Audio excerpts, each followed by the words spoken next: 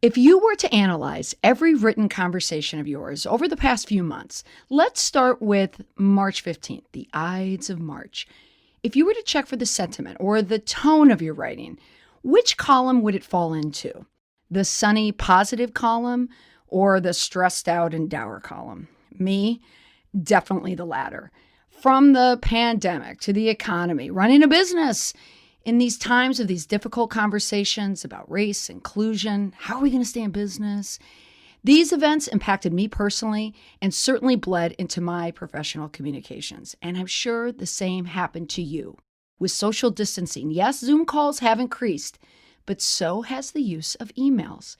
On the podcast this week, I share phrases to bring a little light back into your communications so you don't pass on your anxiety and stress to your customers and your colleagues.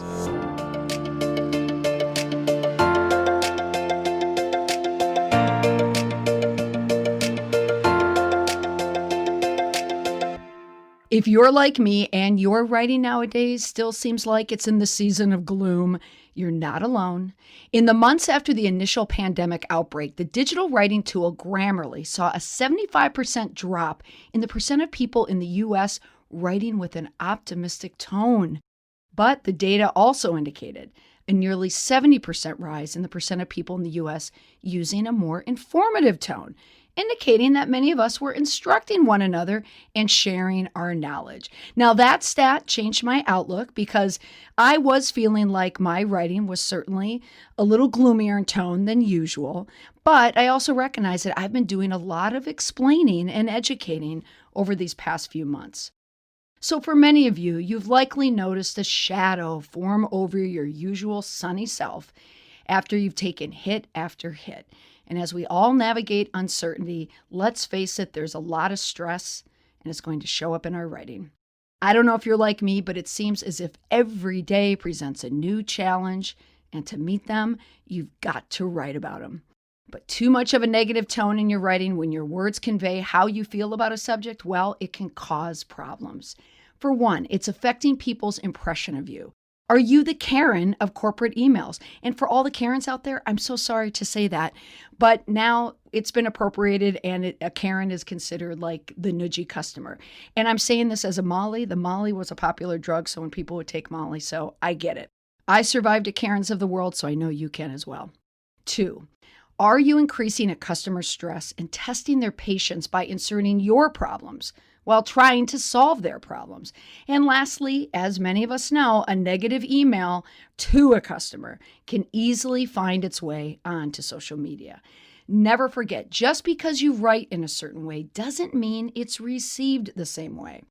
So on the podcast today, 6 simple to remember phrases you can insert into your writing today to help you build or maintain a positive relationship with a customer or colleague remotely. So open up the sunroof in your car, put on your headphones, or walk outdoors, because I am bringing you some sunshine. All right, here we go. Number 1, thank you. Now, how difficult is it to say thank you?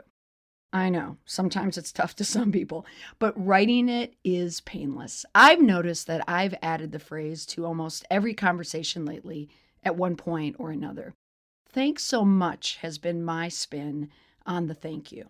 So start it at the top or mean it at the end. Expressing your genuine gratitude will lighten up any email. 2 examples from my communications last week. Thank you so much for sharing your feedback. I wrote that to a listener, Stephanie in Columbus, Ohio, who replied to my weekly email. This is where I'll insert. If you want my weekly email, you can head on over to mollymcpherson.com/subscribe, and you'll be a part of my weekly emails. Another example, thank you for taking the time out of your schedule to speak with me. I know how busy you are this time of year. All right, next. How can I help you? This phrase will go far nowadays. Who doesn't need help and who doesn't love a person who asks? When people are on edge or dealing with stress, the best way to communicate positivity is to offer support. Examples, I want to decrease your workload. How can I help? That project seems like a big job for one person. How can I help you? You've been experiencing a lot of problems with this request. How can I help you? Next, a close cousin to the how I can help you is, Let me find out for you. This phrase is literally saving someone's time and likely their emotional energy. Some I've got this examples. The Zoom call starts at 3, but they did not send the link. Let me find it. You've been waiting too long for your service call. Let me find out what happened. I know you're concerned about social distancing. Let me find out if they're requiring people to wear masks. Next, I can. Here is where you state what you can do instead of what you can't. This is what it sounds like in the negative tone. I'm booked tomorrow morning, so I can't review the proposal until later in the day. A more positive spin? I have an opening on my schedule tomorrow at 1 to review your article. It's positive and you have full control of your schedule, which makes everyone happy. Next, you are so blank. This is where we insert the compliment. You are so wonderful, helpful, thoughtful, intelligent, witty. Tell people something nice about the interaction. Is there anyone who wouldn't want to read a compliment about themselves? Well, in the positive light, even better, writing a compliment is mightier than the spoken one. It takes more thought. You are so helpful. You are so accommodating. Thank you. You are so easy to work with. I cannot wait to work with you again. And finally, don't worry. There is no chance for misinterpretation here. A simple way to lessen a customer's worry is to tell them not to. It's another way of saying, I've got this. You didn't receive the package? Don't worry, I'll find it. You were having difficulty contacting us? Don't worry, I'll extend the deadline. Your conference is in jeopardy of being canceled? Don't worry, I can do it virtually. I've been writing that line a lot these past few months. So there you have it. 6 phrases to bring a little more sunny optimism into your writing that will help you replace kindness with being a Karen, lessen a customer's stress and reducing impatience, decreasing the chances of a negative social media hit job, and increasing the chance of a positive review. Now, how can I help you find the right response at the right time on the right channel? Well, sign up now to join the waiting list for access to the Response Kit.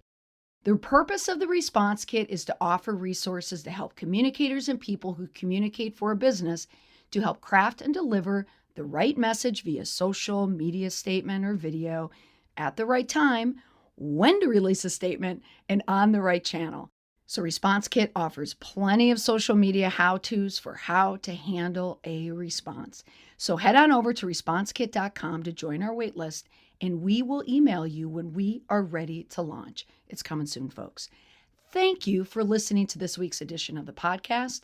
Don't worry, I'll be here again next week to help you, the listener, find the right response at the right time on the right channel. Bye for now.